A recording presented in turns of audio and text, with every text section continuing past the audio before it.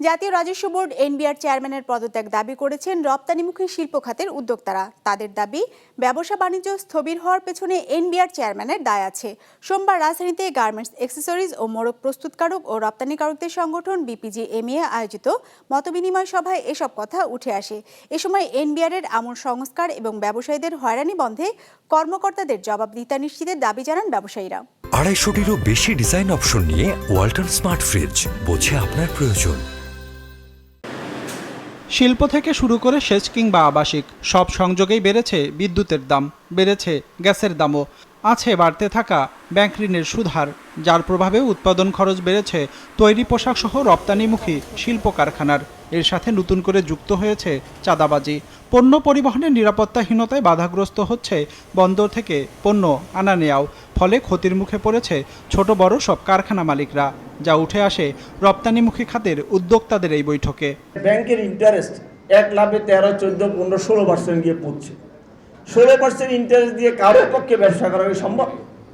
কাজেই ব্যাংকের ইন্টারেস্ট থেকে সহনীয় পর্যায়ে আনার জন্য আমাদের উদ্যোগ গ্রহণ করতে হবে। অনুষ্ঠানে দারিদ্র্য বিমোচনে বিদেশি বিনিয়োগ বৃদ্ধি, ব্যাংকিং খাতে সংস্কারের প্রয়োজনীয়তাও তুলে ধরেন ব্যবসায়ীরা। দাবি জানান ঋণখেলাপিদের আইনের আওতায় আনার, দুর্নীতি আর অর্থ পাচার রোধে যথোপযুক্ত ব্যবস্থা গ্রহণের দাবি উঠে আসে আলোচনায়।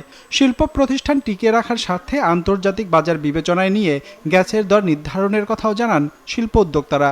এছাড়া শ্রমিক কর্মচারীদের বেতন ও শিল্পের স্বার্থে 2 মাসের জন্য সহজ শর্তে ঋণের ব্যবস্থা করারও দাবি জানান ব্যবসায়ীরা। অনেক ফ্যাক্টরি মালিক আছে যারা ফ্যাক্টরি চালাতে গিয়ে ক্যাশ ফ্লো ক্রাইসিসে আছে। আমাদের ইলেকট্রিক লাইনগুলো যাতে অ্যাটলিস্ট 6 মাস না কাটে, যেই মালিক দিতে পারছে না তাকে যদি সময় দেওয়া হয় 6 মাসের মধ্যে সে যাতে ঘুরে দাঁড়াতে পারে। অল ইউটিলিটি, শুধুমাত্র ইলেকট্রিক না। দেশের ব্যবসা বাণিজ্য বাধাগ্রস্ত করার জন্য এনবিআরকে দায়ী করেন উদ্যোক্তারা। দাবি জানান এনবিআরের চেয়ারম্যানের পদত্যাগ সহ প্রতিষ্ঠানটির আমূল সংস্কারের। ব্যবসায়ীদের অযথা হয়রানি বন্ধে এনবিআরের কর্মকর্তাদের জবাবদিহিতা নিশ্চিতেরও দাবি জানান তারা। রপ্তানি আয়ের ভুল তথ্যের উপর ভিত্তি করে গৃহীত নীতি সিদ্ধান্ত পুনর্বিবেচনারও তাগিদ দেওয়া হয় আলোচনায়। এমন একটা চক্রের মধ্যে আমরা পড়েছিলাম। আমি মনে করি যে এনবিআর যারা ঊর্ধ্বতন আছেন ইনারা হয় অ্যাকশন নেন, নাহলে উনারা বিদায় হন। এই ব্যাপারে একটা ব্যবস্থা নেওয়া। এনবিআর এর চেয়ারম্যানের পদত্যাগের দাবি, অবসরের দাবি সবাই করেছেন। তো এই আজকে উপস্থিত সবাই এবং আমরা সকলেই জানি যে আমাদের ব্যবসা বাণিজ্য, রপ্তানি, আমদানি সকল কিছু অর্থনীতিকে পঙ্গুত্ব করার জন্য দায়ী এনবিআর এর চেয়ারম্যান।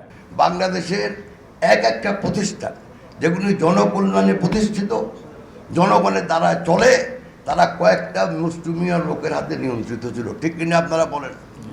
তো ওই নিয়ন্ত্রণ যদি আপনার না দেখতে চান তাহলে আমাদেরকে প্রতিবাদী হতে হবে। সরকার কি আওয়ামী লীগের আসে কি বিএনপির আসে, কিচ্ছু আসে যায় না। সাম্প্রতিক আন্দোলনে যেসব প্রতিষ্ঠান ক্ষতিগ্রস্ত হয়েছে সরকারের পক্ষ থেকে তাদের আর্থিক সহায়তা দেওয়ার দাবি জানানো হয় অনুষ্ঠানে। আইনের শাসন প্রতিষ্ঠা করতে হবে। রঞ্জিবুল মিজান, বিজনেস রিপোর্ট, মাছরাঙা টেলিভিশন।